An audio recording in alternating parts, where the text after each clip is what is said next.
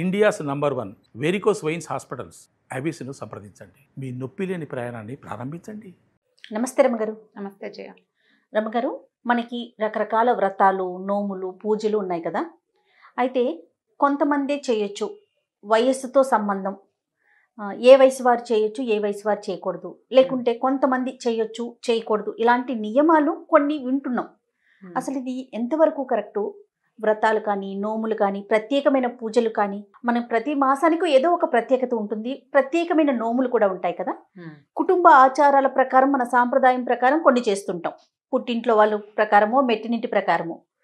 అలా కాకుండా ఇంకా ప్రత్యేకమైన నియమాలు ఇలాంటి పురాణాల్లో ఎక్కడైనా ప్రస్తావించడం జరిగిందండి?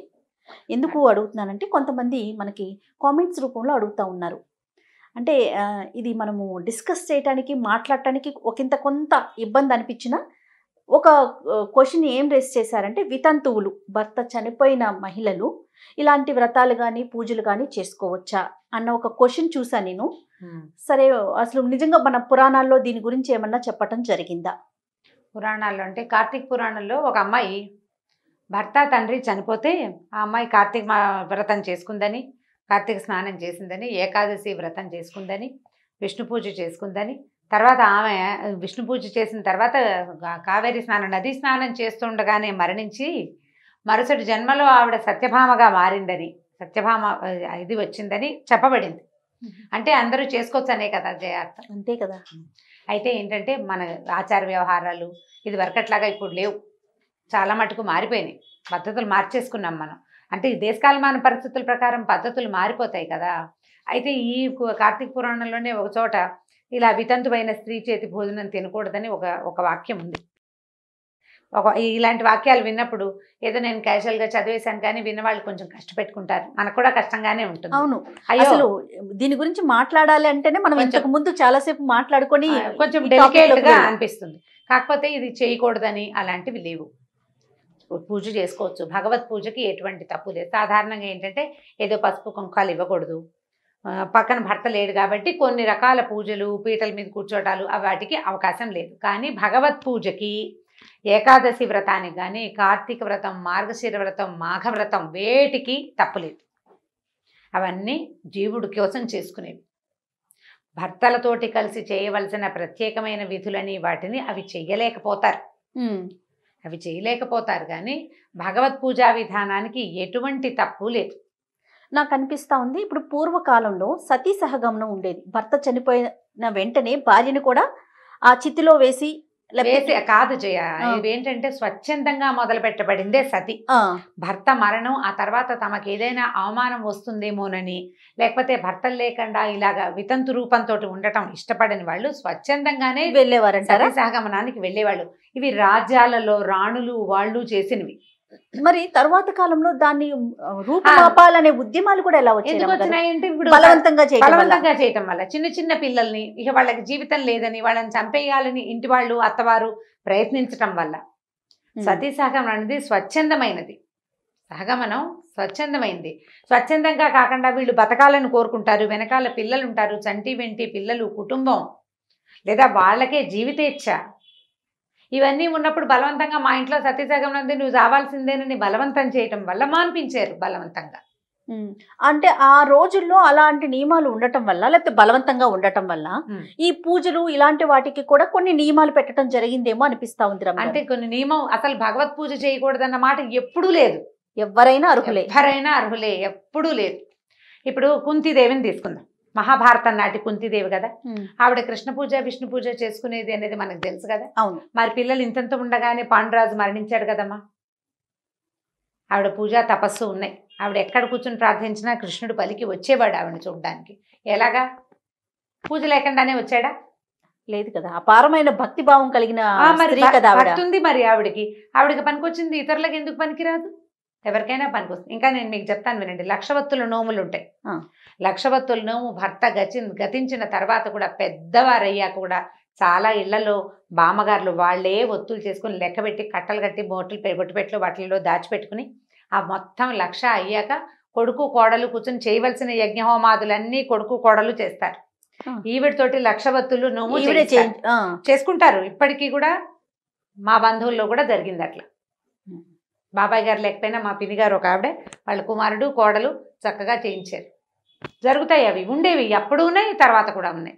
కొన్నిటికి పనికిరావు. ఇదేదో మాట్లాడతారు జయ. ఇప్పుడు మా నాన్నగారు లేరు, నా పెళ్ళికి మా అమ్మ అక్షింతలు వేయలేదా? మా నాన్న ఉంటేనే అమ్మ, కాకపోతే కాదా?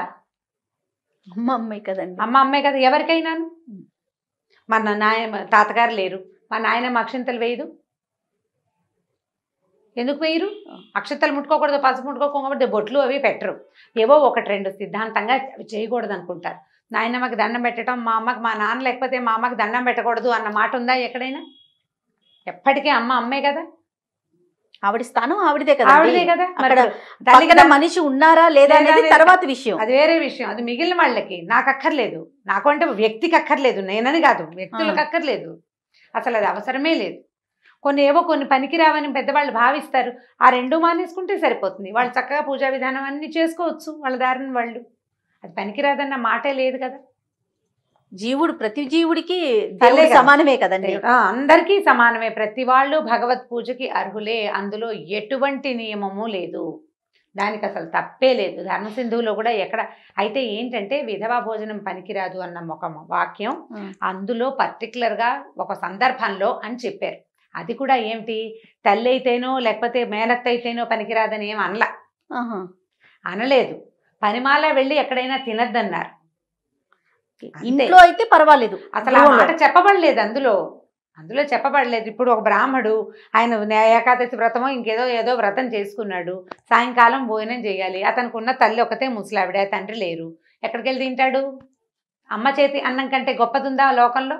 అమృతం కదా. మరి ఇప్పుడు అమ్మ సధవా విధవా అన్న మాట వస్తుందా? అయితే రమగారు, మనకి తెలిసిన మన సాంప్రదాయం ప్రకారం హిందూ ధర్మంలో ఒక నెలసరి వచ్చిన ఒక 5 రోజుల లేకుంటే 6 రోజుల ఆ పర్టికులర్ డేస్ వరకు మాత్రమే మనము ఆ భగవంతుని సేవకి దూరంగా ఉంటాం. అంతే కదండి. అంతే. మిగిలిన వాళ్ళు ఎవరు పూజ చేసుకోకూడదు, గుళ్ళోకి వెళ్ళకూడదు, దీపారాధన చేయకూడదు, కార్తీక సమారాధనలు చేయకూడదు, అలాంటిది ఏమీ లేదు. చాలా కథల్లో ఇప్పుడు నేను పూర్తిగా నిర్ణయ సింధువు, ధర్మ సింధువు అవి గట్టిగా చదివిన దాన్ని కాను. కానీ ఏ పురాణంలో, ఇప్పటికి పురాణాలు, దీనికి మనం కార్తీక పురాణం చేయడం కోసం ఎన్ని పుస్తకాలు తిరిగేశాను నేను. అవును, ఎక్కడా కూడా చెప్పబడలేదు. ఎక్కడా చెప్పబడలేదు.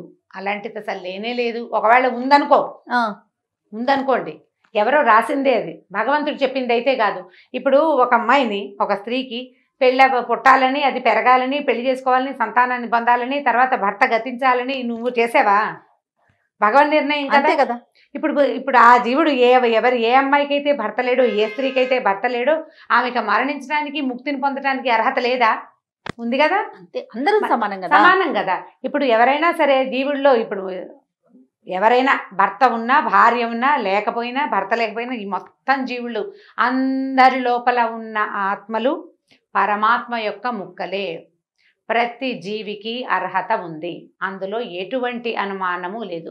పిపీలికాది బ్రహ్మాండ పర్యంతము భగవంతుని యొక్క లీలా విశేషమే, అందులో తేడా లేదు.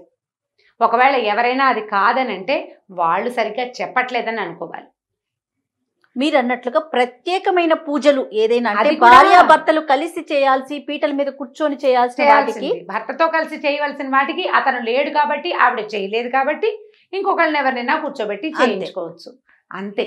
అది కూడా ఏంటంటే మరి మన ముందు కాలాల్లో అలా కూడా ఉండేదో కాదో జయ మనకు తెలియదు. మనకంటే ఒక 600-700 సంవత్సరాల క్రితం ఎలాంటి పద్ధతి ఉందో తెలియదు.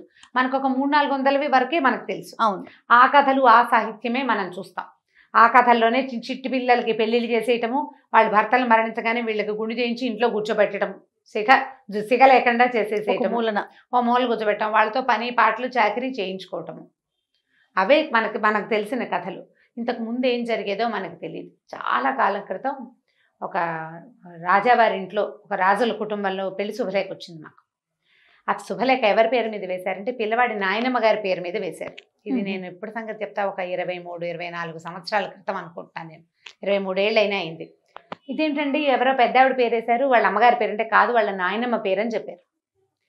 తాతగారు లేరు, తండ్రి వాళ్ళ అమ్మగారి పేరుతోటి శుభలేఖ వేశారు పిల్లాడిది. అంటే శుభలేఖ వేయటానికి తల్లుల పేరు పనికొస్తుంది. గౌతమిపుత్ర శాతకర్ని చెప్పుకుంటున్నాం మనం. ఆయన ఫలానా రాజుగారి కొడుకునని చెప్పాల, గౌతమి కుమారుణ్ణని చెప్పాడు ఆయన. ఆ తర్వాత వాసిష్ఠీపుత్ర పులోమావిని కూడా చూసాం కదా మనం. తల్లులకి పట్టం కట్టిన ప్రపంచం మన దగ్గర కూడా ఉంది. ఆ పద్ధతులు ఉన్నాయి మనకి. సీతారామ కళ్యాణం అంటాం కదా అంతే, అమ్మగారు, మనందరికీ సీతేగా తెలిసినది, ముందు. మనందరికీ తెలిసిన సామాన్యమైన ముందు. మాట. సీతే ముందు, సీతే ముందు, అందులో ఎటువంటి అనుమానము లేదు. జానకి రాముడు. ఇప్పుడు ఎలా అంటే ఇది విధానాలు మారుతూ మారుతూ వచ్చాక మనం ఈ మూల కూర్చోబెట్టడం అనే ఒక ఇది ఏర్పడి, ఆ మూల కూర్చోబెట్టిన రోజుల్లో కూడా లక్షవత్తులు నోములు చేయించారు. ఆహా. కేశములు లేని రోజుల్లో కూడా ఆవిడ తాలూకు ఆవిడ సంతానం కూడా కలగకుండానే భర్త గతించాడు అనుకో, వాళ్ళకు కూడా అన్నదమ్ములు కూర్చుని లక్షవతులు, అమ్మాయికి ఏదో ఆస్తి స్వాస్తి ఉన్నాయి, అన్న దగ్గర తమ్ముడి దగ్గర మేనల్లుడి దగ్గర ఉండేది, వాళ్ళ పేట్ల మీద కూర్చుని భార్య భర్త ఈ మొత్తం నోమంతా చేయించి ఆ వ్రత ఫలితం ఆవిడకి దక్కేలాగానే చేసేవారు, భర్త పేరుతో సహా చెప్పించి. ఇప్పుడు ఆ పద్ధతి ఉంది. కాబట్టి వ్రతాలకి వీటికి ఎలాంటి సంశయం లేదంట. మనకేంటంటే అనుమానం ఏంటంటే, మనకి బొట్టు పెట్టుకోరు కాబట్టి బొట్టు ఎవరికి పెట్టకూడదని, సాధారణంగా కుంకుమ అది ఇచ్చేటప్పుడు ఏం చేస్తాం, కుంకుమ మనం పెట్టుకుని ఎదుటి వాళ్ళకి పెడుతుంటాం, లేదా ఒకళ్ళ పెట్టగానే వాళ్ళు ఎత్తి మన మొహాన్ని పెడుతుంటారు. కొంచెం మనం అది మానేస్తాం కాబట్టి, కుంకుమ అది తీసుకోవటం అవి మానేస్తారు కాబట్టి మన పనికి రాదన్న భావన మనకు అట్లా అలవాటై ఇది తప్పు చేయకూడదు అని లోపల శంకగా ఉంటుంది. ఇతరులు శంకిస్తారు, ఏదో అయిపోతుందని భావిస్తారు. నలుగురు మాట్లాడేసరికి వీళ్ళకు కూడా భయం వేస్తుంది. కాబట్టి కొన్ని పనులు చేయకపోయినా పర్వాలేదు. కానీ భగవత్ సేవకి ఇప్పుడు పూజలు వ్రతాలు ఇవన్నీ నలుగురు కోసం చేసుకునేవి. వాళ్ళని వెళ్ళి పిలిచి ఎవరికైనా ఇవ్వాలి. నువ్వు చేసుకునే పూజకి ఏముంది, నోము ఇది వేరు కదా. నోము అనగానే వాయనం తాంబూలం. పూజ భగవంతుడికి ఇచ్చేది, ఆయనకి నువ్వు మనిషి అయితే చాలు, నీకు బుద్ధి భక్తి జ్ఞానం ఉంటే చాలు, అంతే, ఇంకేం అక్కర్లేదు. సద్బుద్ధి, సద్బుద్ధి అదే కావాలి. ఈ శంకలు ఏమీ పెట్టుకోవద్దమ్మా, వీటి మీద అనుమానాలు లేదు. మా వదినలే, మా అన్నయ్య లేరు, మా వదినకి దండం పెట్టచ్చా లాంటివి అడగండి, అది మంచి మాట కాదు. మన హితం కోరేవాళ్ళు ఒకరైనా ఇద్దరైనా, మన హితోభిలాషులు అంటే మనకు శ్రేయోభిలాషులు, మన హితం కోరేవాళ్ళు, మన రక్త సంబంధికులు, మన వాళ్ళు, స్నేహితులు, మన చుట్టుపక్కల చిన్నతనం నుంచి మనతో కలిసి ఉన్న వాళ్ళు ఏ కాకలైనా వాళ్ళని చిన్నబుచ్చద్దు, మీరు చిన్నబుచ్చుకోవద్దు. చక్కగా దండం పెట్టి అక్షింతలు వేయించుకోవచ్చు, ఏ తప్పు లేదు, దాంట్లో తప్పు లేదు. వాళ్ళు పూజ చేసుకుంటుంటే వాళ్ళ పూజకు సహాయం చేస్తే ఇంకా కొంచెం మంచిది కూడా. దాని మీద అసలు టెన్షన్ అక్కర్లా, మనం ఎంతసేపు మాట్లాడక్కర్లేదు. రైట్. ఓకే రమ్మగారు, నమస్తే. నమస్తే. ఈ వీడియో కనుక మీకు నచ్చినట్లయితే లైక్ చేయండి, షేర్ చేయండి. మరిన్ని వీడియోస్ కోసం మా ఛానల్ని సబ్స్క్రైబ్ చేసుకోండి.